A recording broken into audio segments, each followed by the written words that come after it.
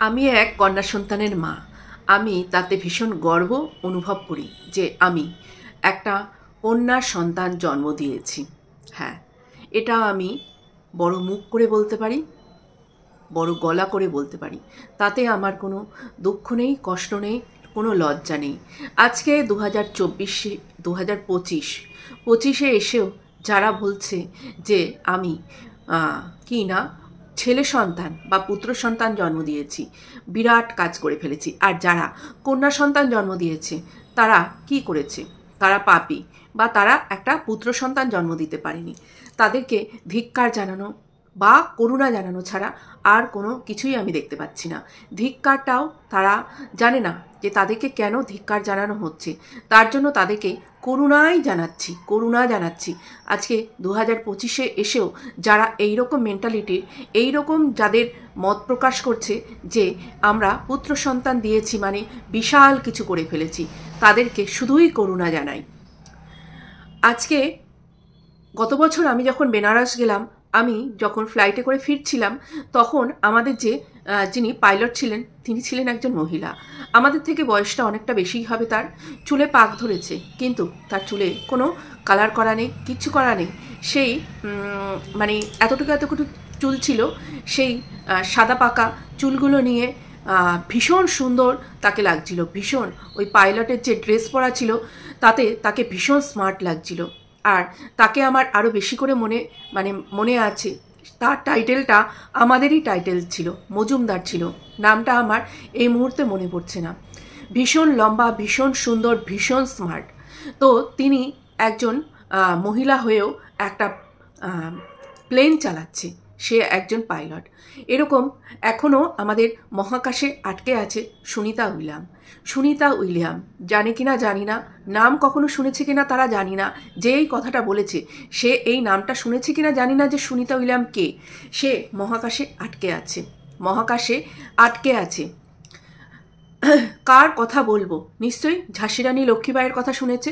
Sunita William, Kalpana Chawla এদের নাম নাও জানতে পারে, কিন্তু ঝাঁসি রানী লক্ষ্মীবাই তার কথা তো নিশ্চয়ই জানে, তার কথা তো নিশ্চয়ই শুনেছে। সেও একজন নারী ছিল। তারপরে মাতঙ্গিনী হাজরা, এখনকার আমাদের প্রেসিডেন্ট দ্রৌপদী মুর্মু, প্রতিভা প্যাটেল, ইন্দিরা গান্ধী, মেরি কম, কার কথা বলবো? কিরণ বেদি, প্রথম আমাদের IPS অফিসার, কার কথা বলবো? এনারা কন্যা সন্তান হয়ে জন্মেছিল কারো কোলে। এনাদের যে মারা এনাদেরকে জন্ম দিয়েছিল তারা খুব অপরাধ করেছিল।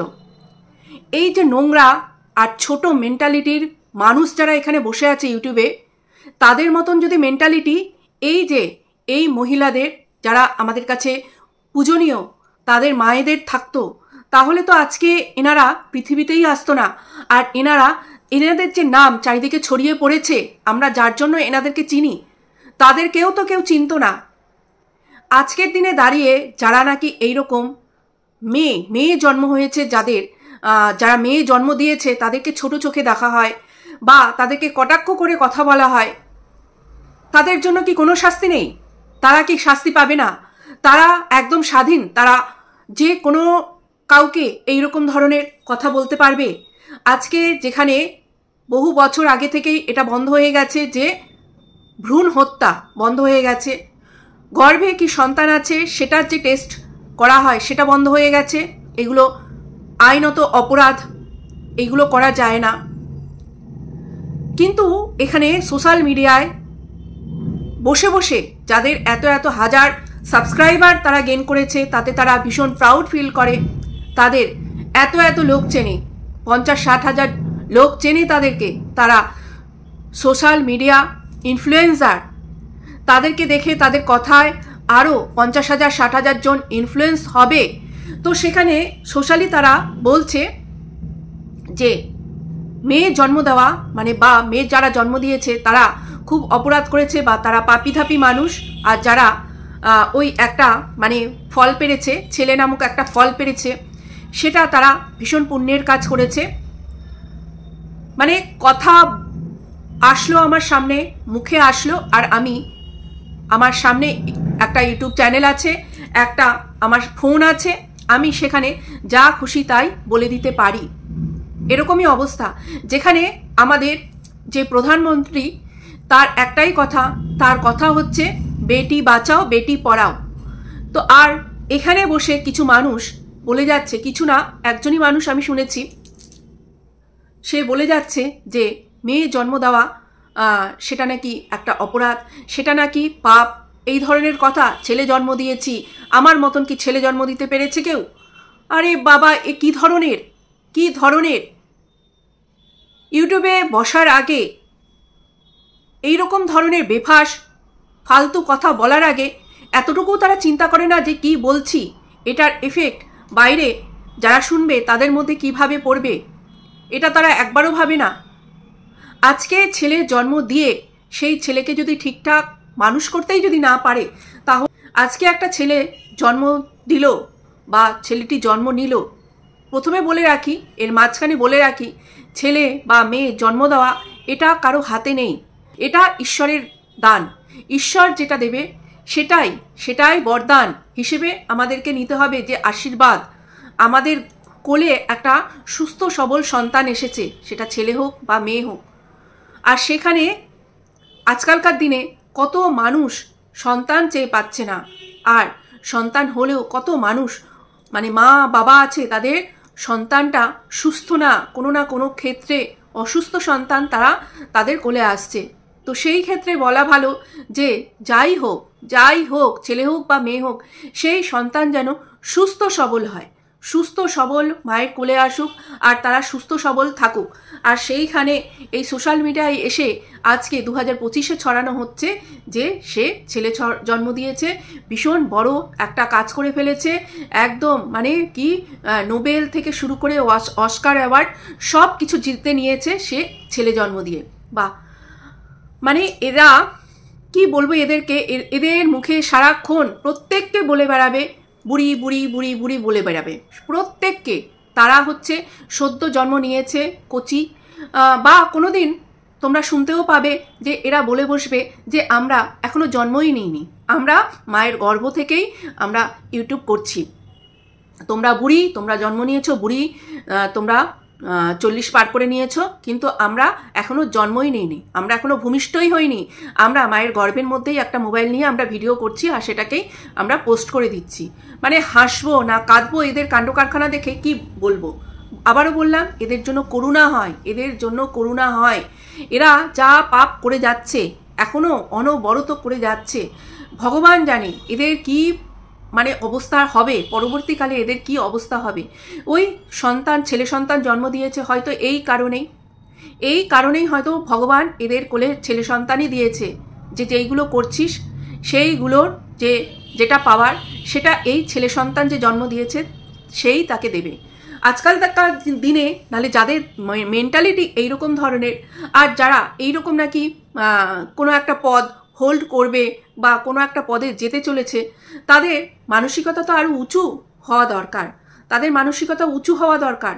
অনেক আগে আমরা একটা সিরিয়াল দেখতাম, কালার্সে একটা সিরিয়াল দেখতাম, যেটা ছিল না আ ইজ দিস লাডো বলে একটা সিরিয়াল।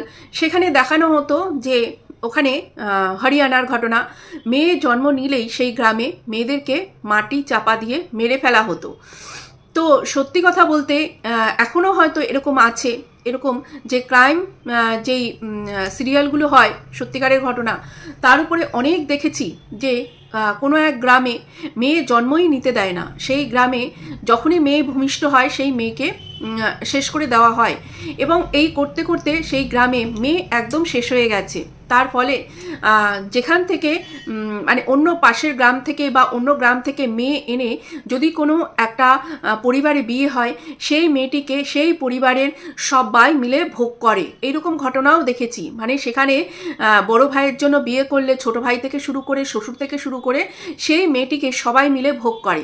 পরে সেই গ্রামে কোনো মেয়ে মানে মেয়ের বাবা মা মেয়ে দিতেই ভয় পেত, এইরকম ঘটনা আমরা দেখেছি।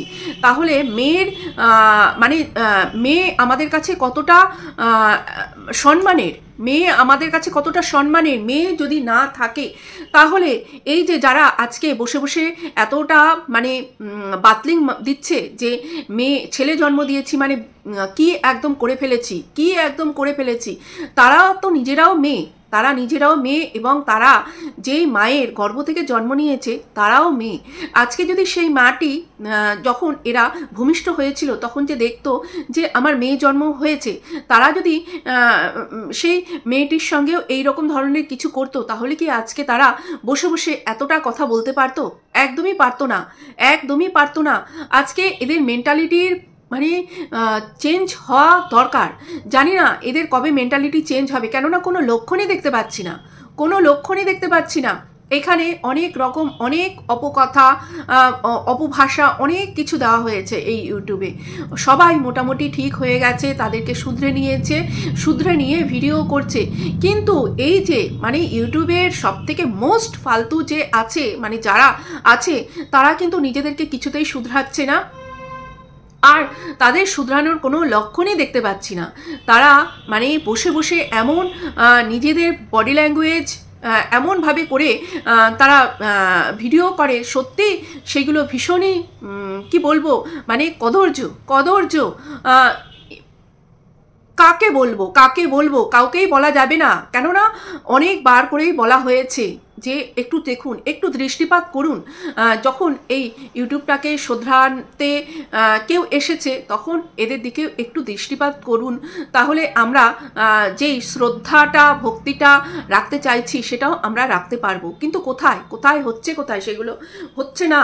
আরও বরঞ্চ বেশি পারবে, আরও বরঞ্চ বেশি পাওয়ারফুল নিজেদেরকে মনে করে এই ধরনের কথা, এই ধরনের যে জিনিসপত্রগুলো সেইগুলো কিন্তু ছড়ানো হচ্ছে।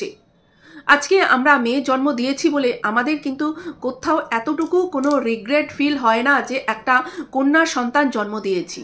বেশ করেছি, কন্যা সন্তান জন্ম দিয়েছি, এবং যেই দিন থেকে মানে বুঝতে পেরেছি মা হতে চলেছি সেই দিন থেকেই আমি ভেবেছিলাম যে আমার একটা ফুটফুটে কন্যা সন্তান জন্ম হবে, আর তাকে আমি এইরকম ভাবে সাজাবো। সে আস্তে আস্তে যখন বড় হবে তার সঙ্গে আমি এরকম করে খেলা করব, সে যখন আরেকটু বড় হবে তাকে আমি পড়াশোনা করাবো, তাকে নিয়ে আমি স্কুলে যাব, তাকে আমি এটা খেতে দেবো রান্না করে, তাকে আমি ওটা খেতে দেবো রান্না করে, তাকে আমি সুন্দর করে সাজাবো গোছাবো। সেটাই করেছি আর সেটাই হয়েছে। আজকে মেয়েদের ঠিক মতন মানুষ করতে পারলে, মেয়েরা যা করতে পারে আচ্ছা ছেলেরাও সেটা করতে পারে না। সব থেকে বড় হচ্ছে মানুষ করা, সন্তান মানুষ করা, আর সেই সন্তান কতটা মানুষ হবে তার পরিবারের ওপর নির্ভর করে যে তার পরিবারটা কেমন। অবশ্যই সমস্ত বাবা মাই চায় যে তার সন্তানটা মানুষ হোক, কিন্তু পারিপার্শ্বিক যেই কথাবার্তা, পারিপার্শ্বিক যেই যারা আছে যাদের সঙ্গে থেকে বড় হচ্ছে সেটাও দেখতে হবে।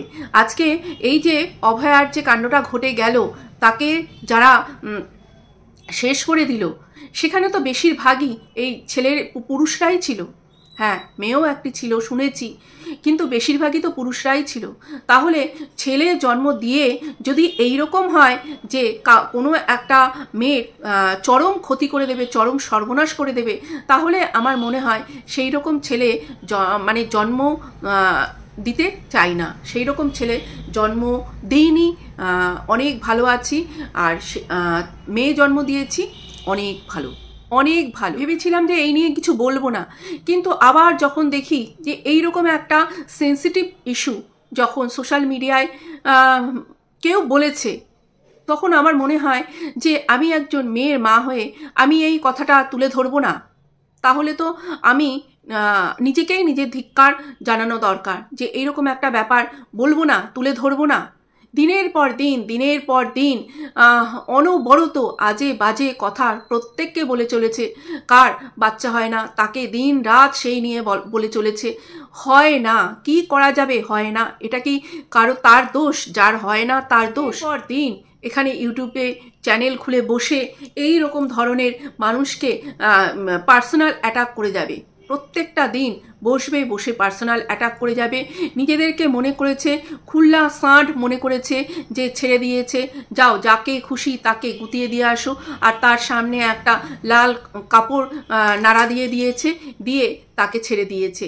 এবার যাকে খুশি তাকে গুতিয়ে দিয়ে আসো, কেউ কিচ্ছু বলারও নেই, কেউ কিচ্ছু করারও নেই, যা ইচ্ছা করো। কেননা এদের না আছে কোনো মান, না আছে কোনো সম্মান, না আছে কিচ্ছু।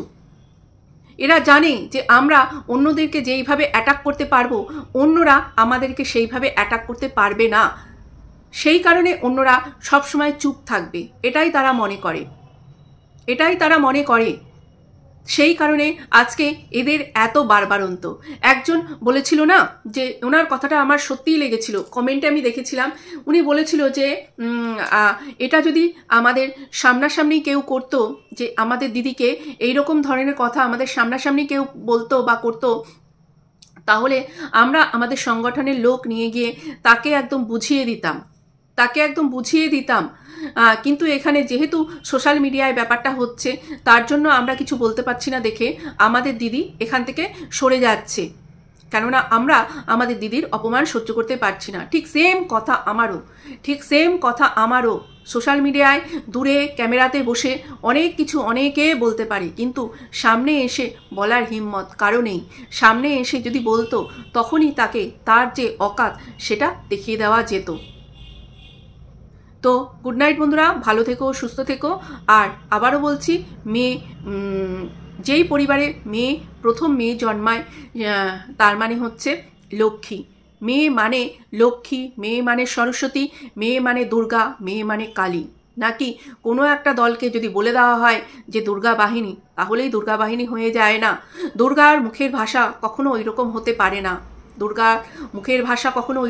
পারে না। দেবী দুর্গার নামে একটা দল গঠন করা হয়েছে। সেই দেবীর অষ্টমী পুজোর দিন আমরা জানি যে বাচ্চাদেরকে কুমারী পূজা রূপে পূজা করা হয়, কুমারী পূজা অষ্টমীর দিন।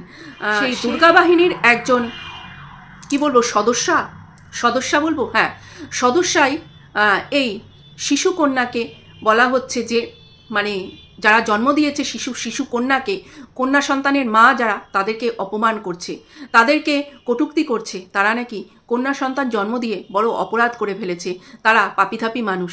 আর যারা পুত্র সন্তান জন্ম দিয়েছে তারা ভীষণ পুণ্যের কাজ করেছে। ছি বলবো, আবারও বলছি, বলছি না, করুণা হচ্ছে এদেরকে দেখে, করুণা ছাড়া আর কিচ্ছু হচ্ছে না। টাটা বন্ধুরা, ভালো থেকো, সুস্থ থেকো, আর এদেরকে সদ্বুদ্ধি দিও একটু। আর কি বলবো, আর কিচ্ছু বলার নেই।